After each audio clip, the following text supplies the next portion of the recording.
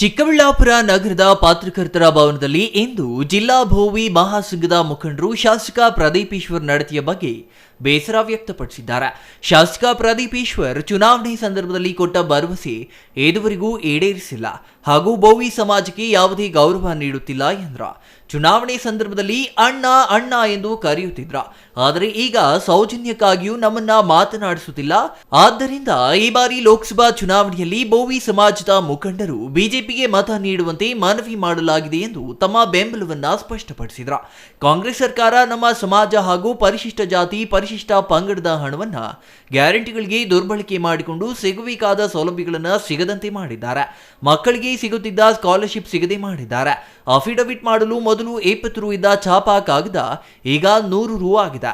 ಇದರಿಂದ ಬಡವರಿಗೆ ಭರಿಸಲಾಗದ ಹೊರೆಯಾಗಿದೆ. ಲೋಕಸಭಾ ಚುನಾವಣೆ ಗೆಲ್ಲುವ ಉದ್ದೇಶದಿಂದ ವಾಮ ಮಾರ್ಗಗಳನ್ನು ಅನುಸರಿಸುತ್ತಿದ್ದಾರೆ ಎಂದು ಆರೋಪ ಮಾಡಿದ್ರ. ಚಿಕ್ಕಬಳ್ಳಾಪುರ ಕ್ಷೇತ್ರ ಪ್ರದೀಪೇಶ್ವರ್ ಅವರು ನಮಗೆ ಸುಳ್ಳು ಭರವಸೆಗಳನ್ನು ಕೊಟ್ಟು ನಮ್ಮನ್ನು ಬೆಂಬಲ ಕೊಡಿ ನಿಮ್ಮ ಸಂಘಟನೆಯವರು ಅಂತ ಹೇಳ್ಬಿಟ್ಟು ಬೆಂಬಲ ತಗೊಂಡ್ರು.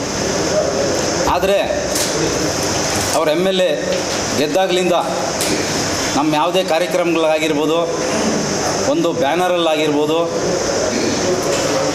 ಎಲ್ಲ ರೀತಿಯಲ್ಲೂ ಕಡೆಗಣಿಸ್ಕೊಂಡು ಬಂದಿದ್ದಾರೆ ನಮ್ಮನ್ನು. ನಾವೇ ಫೋನ್ ಮಾಡಿದ್ರೂ ಸಹ ನಮ್ಗೆ ಯಾವುದೇ ರೀತಿ ಗೌರವ ಕೊಡ್ತಾಯಿಲ್ಲ, ಅಗೌರವ ಕೊಡುವಂಥ ಕೆಲಸಗಳು ಮಾಡ್ತಾಯಿದ್ದಾರೆ. ಇವಾಗ ಈ ರೀತಿ ಇದ್ದರೆ ನಮ್ಮ ಮುಂದಿನ ದಿನಗಳಲ್ಲಿ ಲೋಕಸಭಾ ಚುನಾವಣೆ ಏನು ನಡೀತಾ ಇದೆ ಇವಾಗ, ಅವರು ಅಷ್ಟೊಂದು ನಮ್ಮನ್ನು ಕೇವಲವಾಗಿ ನೋಡಿದಾಗ ನಮ್ಮ ಸಂಘಟನೆಗಳನ್ನ ಅವರು ನಮಗೆ ಕೊಟ್ಟಿರ್ತಕ್ಕಂಥ ಭರವಸೆಗಳೆಲ್ಲ ಸುಳ್ಳು ಅಂತ ಗೊತ್ತಾಗಿ ಅವ್ರಿಗೆ ಬೆಂಬಲ ನೀಡಬಾರ್ದು. ಇನ್ನೂ ನಮ್ಗೆ 5 ವರ್ಷ ಏನು ನಮ್ಮ ಸಂಘಟನೆಗೆ ಆಗಿರ್ಬೋದು, ನಮ್ಮ ಕಾರ್ಯಕರ್ತರು ಏನಿದ್ದಾರೆ ನಮ್ಮಲ್ಲಿ, ಅವ್ರಿಗೆ ಯಾವುದೇ ರೀತಿ ಸೌಲಭ್ಯಗಳು ನಾವು ಕೊಡ್ಸೋಕ್ಕಾಗಲ್ಲ.